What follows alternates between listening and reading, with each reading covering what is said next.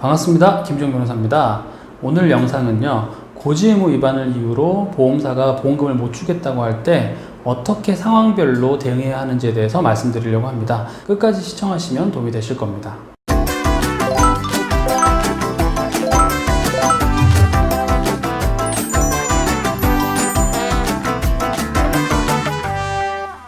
보험 사고가 발생했다고 보험금을 지급해달라고 하면 그게 질병과 관련된 보험금일 때는 조사자가 기왕 병이 있는지에 대해서 확인하는 경우가 많습니다. 예를 들어서 뇌출혈이 발생했다고 한다면 고혈압과 관련된 고지의무를 성실히 다 하였는지 여부를 확인하려고 할 겁니다. 그래서 실무적으로 각종 질병 진단금을 청구하게 되면 고지의무 위반이 있는지 여부를 조사자가 조사하게 되고, 보험사는 고지의무 위반이 있으면 보험금도 줄 수 없다라고 하면서 보험계약을 해지하려고 합니다. 자, 그러면 경우에 따라서 나눠보는 게 필요할 겁니다.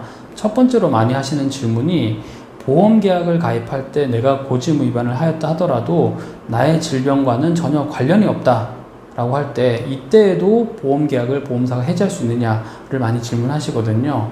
결론적으로 말씀드리면 우리나라 법원은요, 보험계약을 할 때 고지의무를 위반했다면 보험사가 그 사실을 알고 보험계약을 해지할 수 있다는 겁니다. 그러니까 보험사고와 고지의무 사이의 인과관계와 상관없이 고지의무 위반이 있다면 보험사는 보험계약을 해지할 수 있다는 겁니다.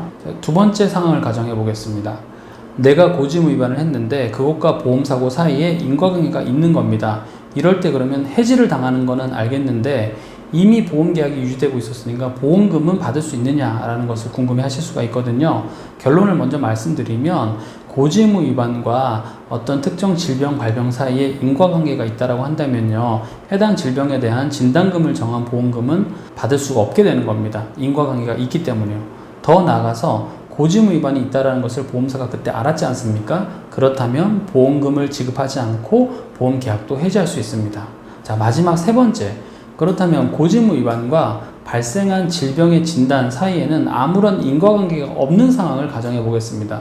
이 경우에도 보험사는 계약을 해지할 수 있을까요? 해지할 수 있습니다. 대원칙은 고지의무를 위반하면 보험사는 계약 해지권을 행사할 수가 있는 겁니다. 그러면 보험금은 지급해야 하느냐? 보험금은 지급해야 합니다.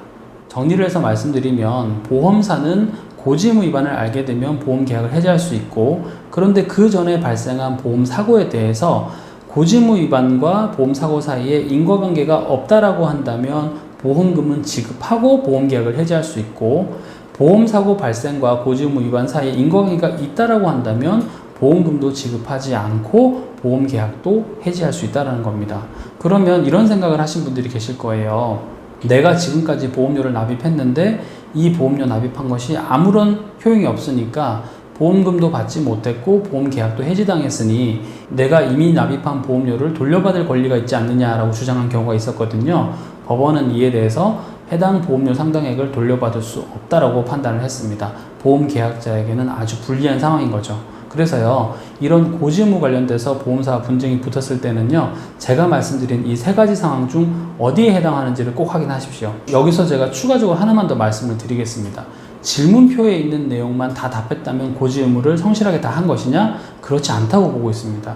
보험사가 알았다면 해당 보험계약의 인수 여부를 고민할 정도의 중요한 사항을 얘기하는 거거든요. 요즘에 간편심사보험이라는 것이 나오는데요, 보험사가 제시하는 한 가지 질문 또는 세 가지 질문, 5가지 질문 정도에만 답을 하면 해당 보험에 가입시켜주는 그런 상품을 말합니다. 예를 들면 보험사에서 단 한 가지 물어본 것이 최근 3개월 이내에 암과 관련하여 수술이나 입원 권유를 받은 적이 있습니까? 라고 하겠습니다.